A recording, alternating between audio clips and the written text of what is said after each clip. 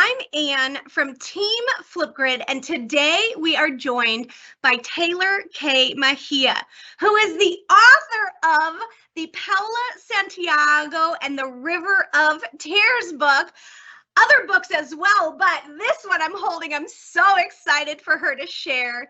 Tehlor is a Rick Riordan Presents author, and we are so excited to have her join us today. But before we get started, let me just say this. If you don't know what Flipgrid is, it is a free video communication platform from Microsoft.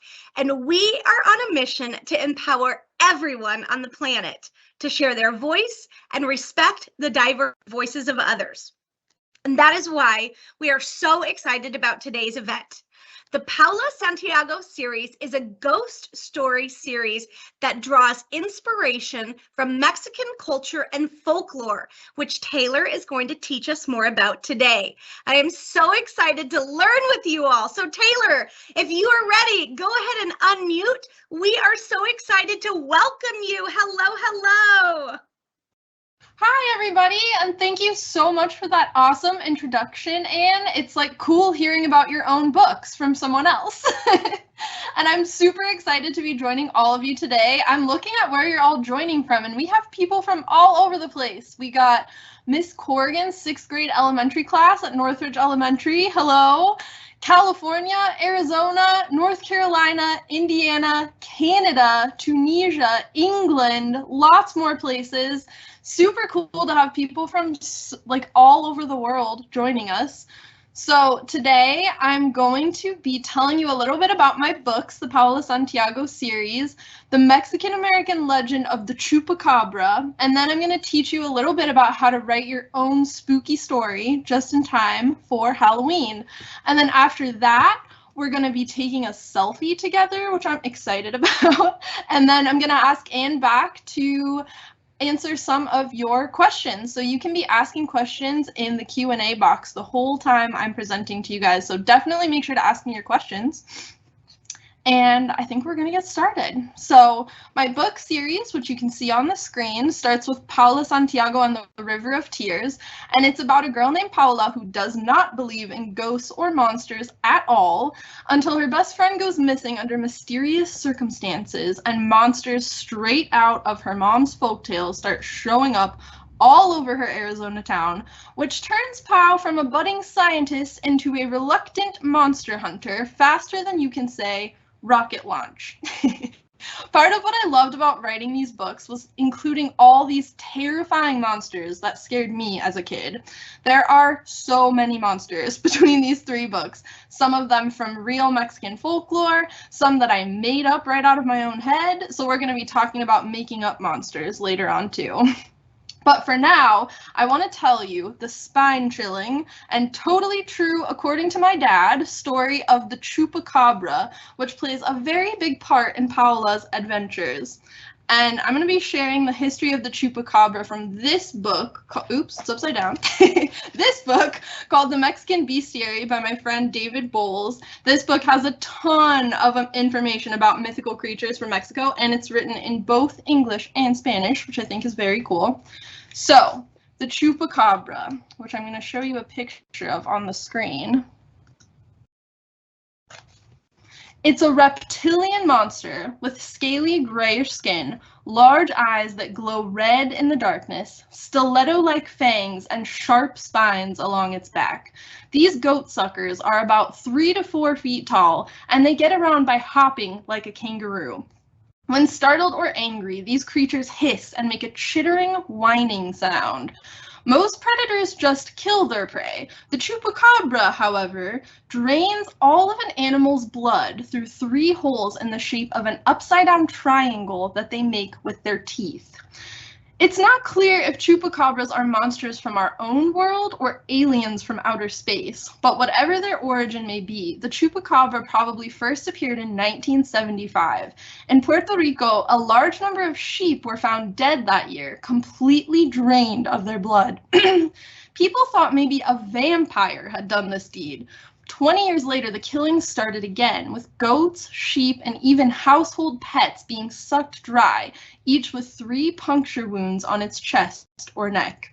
By the early 2000s, these creatures had made their way to the rest of Latin America. One of the worst attacks by bands of chupacabras occurred in 2010, which was not that long ago, where more than 300 goats around a single city had their throats ripped out and their blood drained. Ranchers from the area, along with local and state police, were unable to track the monsters down. As far as we know, they still roam the countryside of Mexico. So this story scared me so much as a kid because I grew up around a ton of farm animals and orchards, and I was actually scared to walk around at night by myself for years in case these glowing demon red chupacabra eyes appeared in the shadows. I'm sure they mostly sucked the blood from farm animals, but I figured a 9-year-old girl coming back from taking out the trash would probably be even more delicious, so it was probably safer to stay inside until it was light. I was so scared of these guys that even as an adult and a mom sitting down to write my books, I found the chupacabra was still haunting me. So I used Paola's story to create a new twist on this monster, one that's a little less scary than the stories I grew up hearing. I'm going to read you a short scene now from Paola Santiago and the River of Tears, which is right side up this time, to show one fun way to include a monster in your story, and then we're going to get down to the business of writing our own stories.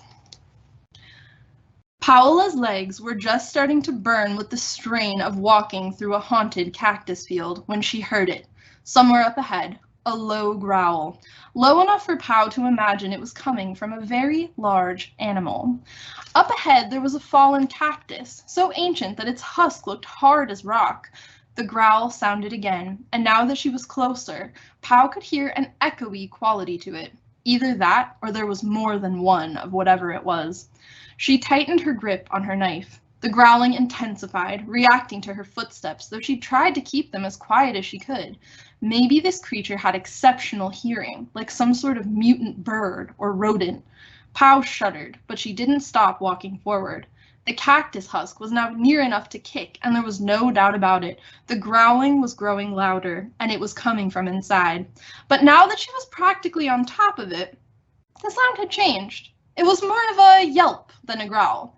Maybe the creature was in trouble. Regardless, she didn't let her guard down. There were plenty of terrifying things that yelped, weren't there? The yelping turned into whimpering.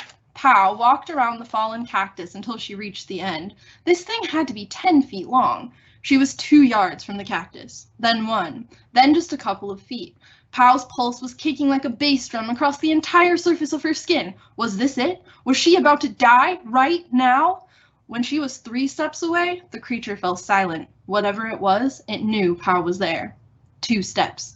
The darkness inside the hollow cactus husk was absolute. Pao couldn't see a thing. 1 step. Wait, was something glimmering in there? It looked like an emerald.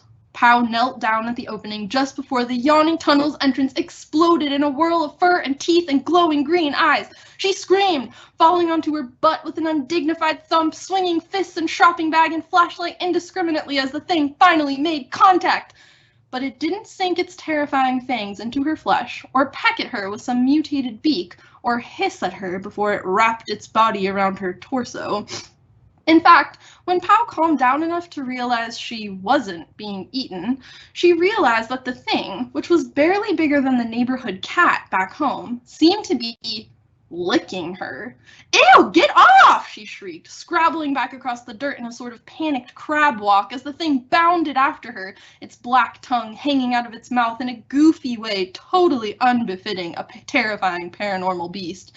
With a foot or two of space between them, space the creature was trying its hardest to close as Pao held it off with her foot, she could see it more clearly. Its fur was midnight black, though dirty and ragged in places, and it seemed to have several cactus spines poking out of its body. Its eyes were glowing like any monster she'd seen, and along its back were 2 ridges of tentacle-like protrusions barely the length of Pao's pinky finger. Though it bore little resemblance to the one that had almost taken her face off yesterday, there was no doubt about it. This was a chupacabra. Correction, Pao thought, as the creature finally overcame her sneaker to barrel back into her lap. A chupacabra puppy. Okay, so that story takes an unexpected twist. I'm curious to see what twists your stories will take. So I'm going to share with you a foolproof formula for coming up with a scary story to terrify your friends and maybe even the adults in your life. The first step is to choose your main character. Now, this person can be anyone you dream up. Someone who's just like you, that's probably the easiest way to go. Sometimes you could pick someone who's like your best friend or your sibling or someone you know, or even someone who's the total opposite of you in every way. Here are some examples from the Paola Santiago books. In the middle, we have Paola, who you met on our Chupacabra rescue mission. She's obsessed with science, she's adventurous, she's loyal, she's a little stubborn. Then we have her best friends, Dante, who's holding the slipper, likes hair gel and soccer and sour candy, and he doesn't take things nearly as seriously as Pao does. Emma, with the blonde hair, loves comics and is learning about activism in her community. Pao's friends are all super different from her, but when they get together, they make an awesome team. So I want you guys to all think for a minute about what kind of main character you would want to write a story about, and then give me a thumbs up in the chat when you're ready. And if you can't think of a main character right away, it's no problem. This part is just to get the ideas flowing. So if you don't want to write about someone like you could pick any of your classmates, or you could just pick a characteristic that you think is really cool. Like maybe you want to write about someone who's really brave or really outspoken, or maybe since you're doing a monster story, you want to write about someone who's like terrified and like really scared and might run away. So a type of person, any kind of characteristic, you can start your character building anywhere. And I'm already starting to see some thumbs up in the chat, which is super cool. I'm glad you guys are thinking about your characters. I think there's a few more. Okay, cool. Remember, you can keep thinking about this as long as you like, but right now we're going to move on to our setting. So the setting is the place where a story takes place. Lots of people picture a monster jumping out at them in a spooky, misty graveyard, or sneaking around shadowy corners in someone's dark basement. But I happen to think the scariest stories start in a place where your character feels very, very safe. So next, I want you to think of a place where your character would feel really secure. So this is the person you thought about in the last part. Where is a place that this person would never dream of something bad happening to them? A couple examples I came up with are a bedroom, like your bedroom. Maybe you feel super safe there, or your character's bedroom. A classroom where there are like teachers, principals, librarians, lots of adults, so you feel like you don't have to be in control. Or the place I've always felt safest, my grandmother's living room. So I'm going to give you a couple seconds again to think of a really good place to start your scary story. So again, somewhere your character is going to be totally unsuspecting, somewhere they'd never expect danger. And once you think of a good spot, I want you to give me another thumbs up in the chat. And you don't have to think of your perfect setting right now. This is just an example. We're getting started. You can work on this anytime you want. But when you guys are ready, we're going to move on to the super fun part, which is the monsters. Always my favorite part. Already some thumbs up in the chat. So you guys know where you feel safest. I like that. It took me a while to think about it. I was like, where do I feel safest? My room? Out in the woods somewhere? Nope, it's grandma's living room, always. It always smells like cinnamon there. I can really picture it. So think of a place you could describe really well. Okay, a few more thumbs ups. You guys are doing awesome. All right, I think you guys are ready to move on to monsters. So Paola's story is absolutely full of monsters. And here are a couple of them. Not all of these monsters turn out to be as friendly or cute or cuddly as the Chupacabra in the scene I read you. In fact, some of them stay terrifying all the way through the book. So the monster you are going to choose for your story is totally up to you. You can choose a character from folklore or mythology like I did. You can pick something that scares you in real life and make it monstrous, like a horse-sized spider or a vampire dentist or a giant version of your least favorite vegetable with fangs. So anything that kind of freaks you out in real life, make it bigger, more dramatic, and a little scarier, and you have a monster. If neither of those ideas sound quite right, you can come up with a monster that's totally your own invention. So some of the monsters in the Paola Santiago books are from Folklore, and some of them are just monsters that I made up right off the top of my head. And when I make up a monster, I like to think of things that I think are super creepy. So this is like kind of like when we talked about character traits when we were writing a character.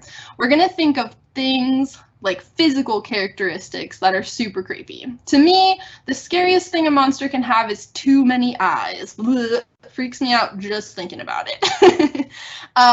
Other things could be super sharp claws, really scaly skin, maybe a long slimy tongue. So anything you can think of that feels creepy, make a little list of those and then smash all those together into one awful creature. It can be really huge, sometimes that's scary, sometimes a really tiny thing that you can't see could be scary.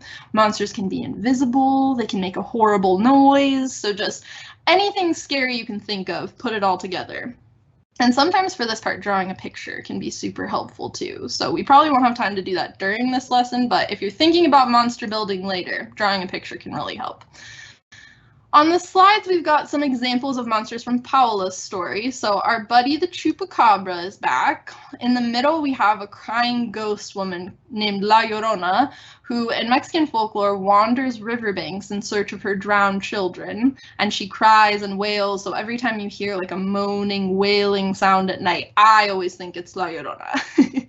And in the top, there's a shape-shifting witch called a lechuza who can turn into an owl. So there's a lot more about all of these creepy monsters in the books, but what I find extra creepy about all of these monsters is that they each have an element of reality to them. So a woman crying, a white owl swooping overhead while you're riding your bike home, a mangy-looking dog stalking the street at night.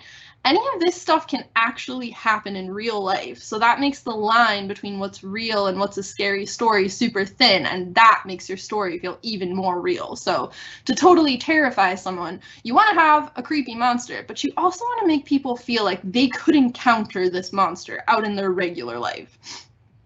So I'm going to give you a minute to think about the kinds of monsters that you'd want to include in your story. So give me one last thumbs up in the chat when you have some good monsters cooking. And remember, this part you might want to really take your time. You might want to draw a picture, you might want to brainstorm, you might want to talk to your friends or siblings or parents or teachers about what they think is super scary and come up with a monster that could scare anyone. So this is just a time to brainstorm some ideas. Start thinking about it. So yeah, think of anything creepy or scary. Maybe think of something that scared you in real life.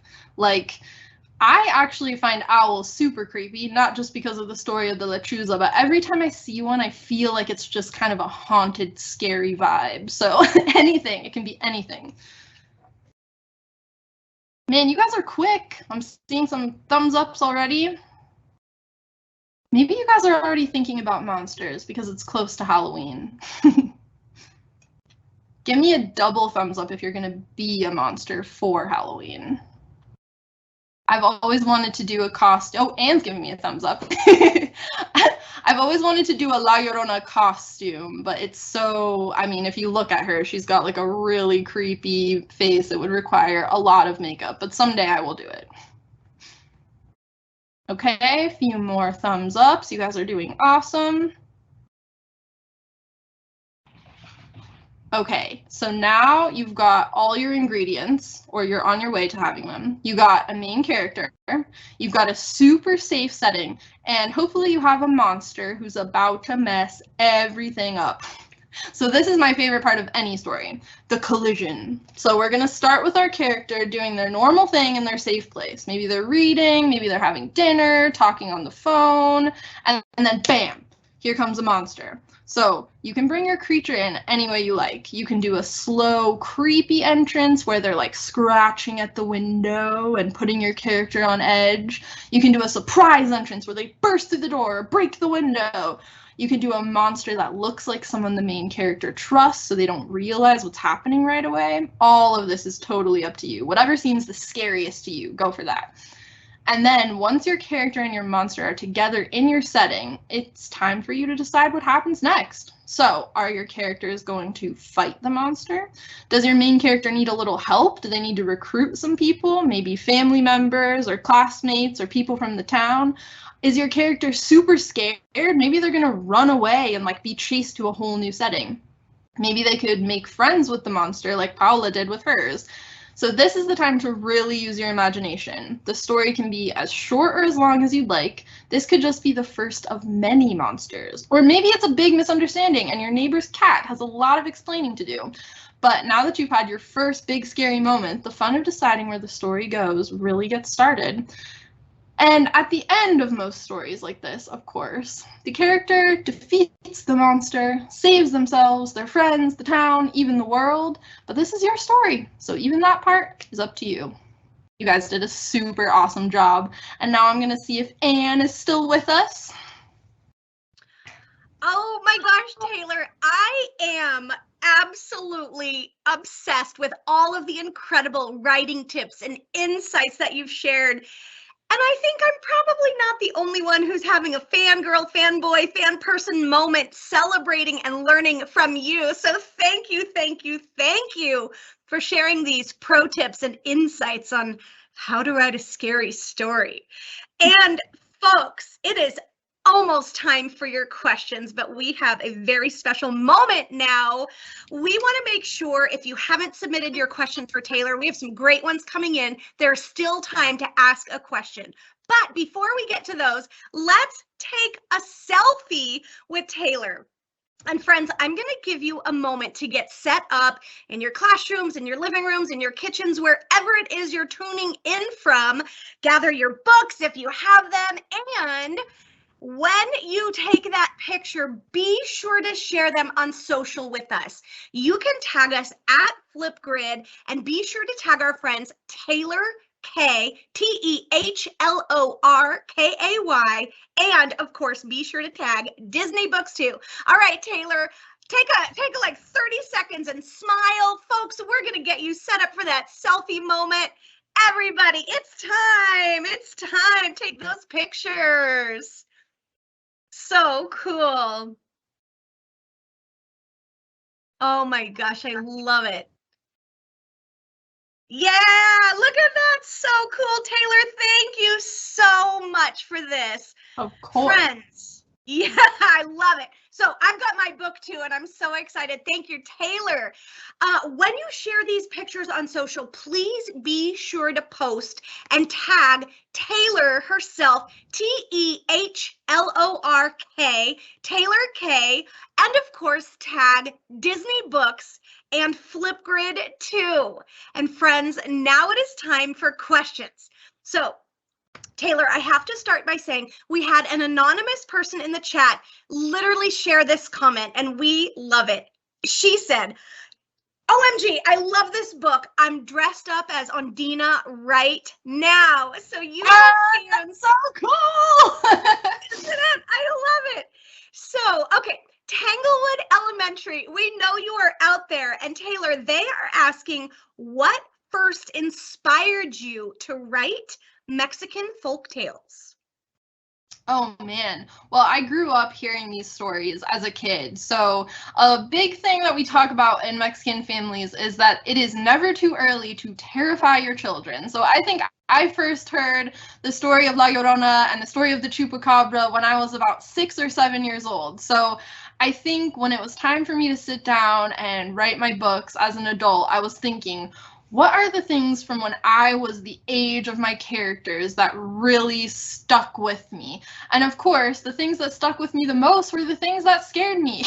And a lot of Mexican folklore is deeply creepy. So I was returning to a lot of the stories that really freaked me and my siblings and my cousins out when we were kids, and kind of diving back into all the old stories that I had been told by my family. And there was a lot of interesting material for adventures and monsters back there. So that's definitely how it all started. Oh my gosh, I love that you're tapping into stories you grew up on and making them uniquely new and you. I love that. Now, Matt in the chat asked, what is your favorite monster, or do you have a favorite ghost story? Oh man, a favorite monster. I mean, I think probably because I've been like obsessed with them my whole life, the Chupacabra is probably my favorite. Just because I was really into alien stories also growing up, and there's an element of the Chupacabra story that I told you guys that people think they might be like alien creatures. And so there are all these like conspiracy theories about where the Chupacabra came from. So it kind of joined these two things that I really loved, which is like folklore from my culture and then also some like creepy UFO alien stories. So I think the Chupacabra is probably my favorite. In terms of ghost story, my favorite ghost story is called The Hitchhiker, and there's an element of this story across a lot of different cultures, but I can't tell the whole thing because a lot of it is the plot of the second book in the Paola series, Paola Santiago and the Forest of Nightmares. So if you want to hear more about my favorite ghost story, that's the spot. Ooh, and that continues in the Forest of Nightmares. Well, Tehlor, we are getting a lot of questions about Mexican culture and folklore, and this is totally awesome because today's Flipgrid topic of the day is actually called Monster Hunting with Paola Santiago. And friends, we're going to show you that in just a moment, but before we do, Tehlor, can you let us know what else you've learned about Mexican folklore or ghost stories in the writing of this? And is it scary to write and think about all of this while you're writing your books? Oh my gosh, it's so scary. It's sometimes for parts of the Paola Santiago series, I could only write when it was light outside because I was like bringing up all these scary monsters from when I was a kid and just totally re-traumatizing myself. So yeah, definitely had to pick my moments. And in terms of learning more about Mexican folklore, I really did because, you know, a lot of our stories are told orally. Like I heard all of these stories from my grandma and my dad telling them to me when I was younger. And so we just got this one version that was kind of passed down through our family's lineage. And so when I started to write these books, I started researching kind of like the origins of these stories I had heard. And so I learned that there are a lot of different versions, even within Mexican culture, of all the different stories. But also a lot of these stories are similar across cultures. Like a lot of different cultures have stories about a crying woman ghost or a specific type of animal that kills farm animals. And so a cool thing I learned is just the fact that we're all kind of connected through this mythology and folklore, and all of our different cultures, even if we feel like they're so different, are really super similar. So we're all kind of connected through the stories we grow up hearing and the things that terrify us as kids. So I thought that was fun. I love that. That's beautiful insight about the way there are so many similarities despite maybe geographical distance or location between so many incredible cultures. Thank you for sharing that insight. And Tehlor, we'll be back to those questions in just a moment. But first, educators and parents, let me show you how easy it is to find the Flipgrid topic of the day so that your learners can reflect on all that they have gained from Tehlor Kays Live Event. It's as easy as launching your browser and typing in aka.ms/folklore. And this will take you directly to today's topic of the day, monster hunting with Paola Santiago. You see this incredible image and a link to some monster hunting tips. And this is the discussion prompt that your students will use to reflect on and respond to. You also notice that small blue button that says Add Topic. This is how you can choose to add the topic to your Flipgrid group. You can create a new group or even save it to use later. Remember to think of a group right as your classroom.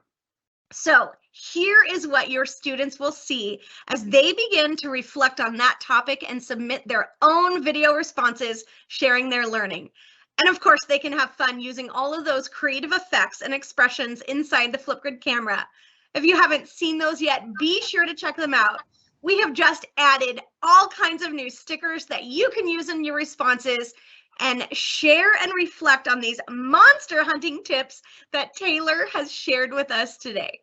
And of course, you can use them for all your Flipgrid responses and all of the topics shared by our Rick Riordan Presents authors. So we will copy and paste this link so you can use the topic right away inside of your classroom. We're going to post that in the chat for you. And Tehlor, let's get back to some more of those questions. Are you ready? I'm so ready. Okay, we have our friends at the Innovation Academy Pioneers who are asking, how did you find the courage to become an author, especially if you faced obstacles along the way?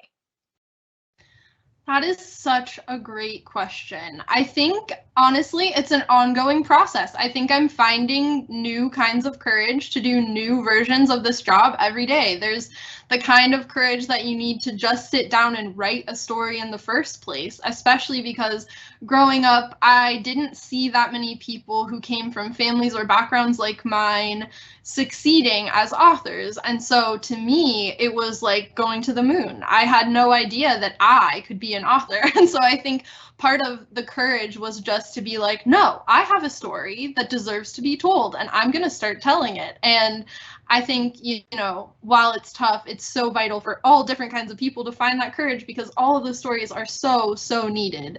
And then, you know, there's about a million kinds of courage that come with being an author. There's a lot of rejection.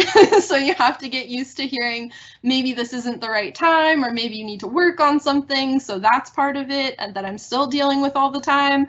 But I think that first bolt of courage that says, you know, sit down, write this down, because this is a story that's worth telling, was, you know, it really came from just watching the people I knew and some of my role models following their dreams and being like, you know, it's my dream to tell stories. And so I'm going to get started no matter what that means. And so I hope you guys can all find that courage too, because we need all of your stories. Oh my gosh, I so appreciate your answers here. Now, we're getting this question a lot. So many folks are curious, how long did it take you to write your first book? Oh man. So I think the first book I finished, it took about 6 months, and I had a really little baby at home at the time, so I was doing a lot of writing while she was napping, when I probably also should have been napping. But yeah, I think about 6 months, and that was just to write the first draft. So as writers, we talk a lot about which draft we're on, but the first draft is nothing like what you see in here. It is a mess. No matter how many books I write, the first draft is an absolute mess. So no matter how long it takes you, it's important to know that we all start out in a messy place where we drop plot threads and we forget characters and we have typos all over the place. So when you're starting to write your stories, remember that there are teams of people and rounds of revision that go into making a book like the ones you buy at the bookstore. So if you're writing and you're writing a first draft, just know that every single author you love writes a messy first draft of every single book. So 6 months to write a disaster, and then many, many more months to fix it and make it into a real book. But that is a pro tip from you as a celebrated author, sharing your insight with young writers all around the world. So thank you. Yeah. Now, Mrs. Anderson and Mrs. Etienne's class, hello out there. We see your question. Tehlor, they are curious, are the bad villains in books always bad? Or do they sometimes transform and become nice to the main characters? Man, you guys really just honed in on like the whole premise of the series, so I hope you read it. But yeah, I think even in the scene I read you guys about the little Chupacabra puppy, I'm really interested in that exact thing, which is like, why do we assign people the villain role? Like, what is it about certain characters that make us go, that's the bad guy? And how did those villains get to be villains, and can they go back? These are the kinds of questions I love to ask myself when I'm writing. So yeah, I think a lot of times there is definitely a character in Paola Santiago in The River of Tears who starts out as a villain and then kind of has this arc to becoming a lot more, she's never really super friendly, but she does get on board with the hero's agenda eventually. So yeah, I think it's so interesting to explore how villains can evolve and change over the course of a story, just like a main character. I'm never interested in a villain who stays the same all the way. I like them to be just as dynamic as the heroes. Oh my gosh, incredible. All right, so we have so many folks asking questions, but we have a lot of folks talking about your descriptive writing and the powerful imagery that you include in the descriptions you share about all the characters, all of the elements. So I'm curious if you have any writing tips. What other things would you like to say for students out there who are getting started writing their own scary stories? Yes, absolutely. This is my favorite thing. So I always like to say that everyone thinks that writing starts when you sit down with a pen and a piece of paper, or sit down at your computer to start typing. But I think writing starts as you being an observer of your world. So all of my descriptions come from the unique details about the world that I notice that maybe other people wouldn't. And everyone has that unique perspective, not just an author who has published books, but you, every single one of you has this, where if you're walking through a room with 3 other people, each one of you is going to notice different details. Maybe one of you thinks first about the sounds you're hearing, or one of you thinks first about the smells, or one of you thinks first about the lights. And so everyone's got a different filter through which they view the world. And the most important tip to starting out becoming a writer is just honing that perspective, going to as many different places as you can, noticing all the little details about your world, and remembering which ones feel important to you. Like when you walk into a room, what's the first thing that makes you feel like, oh, this is a classroom? Is it what you see? Is it what you smell? Is it what it could be anything. So yeah, just start being an observer of every little detail. And then when it comes to writing descriptively, all those little details will be so useful to you in building a world that feels really real to your reader. Oh my gosh, Tehlor, I cannot thank you enough for sharing your insights and expertise with us all today. Do you have any final thoughts you want to share for the folks who are watching? Yes, mostly this is the thing that I would have wanted to hear the most as a writer starting out. You can absolutely do it. There is nothing different about the authors that are writing books that you love and you, except for just the process of sitting down and doing the thing. You don't need to be special or chosen or be born super talented. It's just about figuring out what type of story you want to tell and finding the courage to tell it. That's literally all you need. Oh my gosh, I love that. There are stories inside all of us. So Tehlor, thank you for that encouragement. Today has been so special. I have loved spending the last half hour listening to you, hearing from you. We are so grateful. Thank you, Tehlor. And friends, yes, Tehlor, I know I just heard you too, but I just want to again one more time say thank you on behalf of everybody who's tuned in. And for folks who are listening in, we're here every week with Flipgrid Live Events. And we have an incredible lineup coming up, and we'd love for you to continue to join in as we learn together.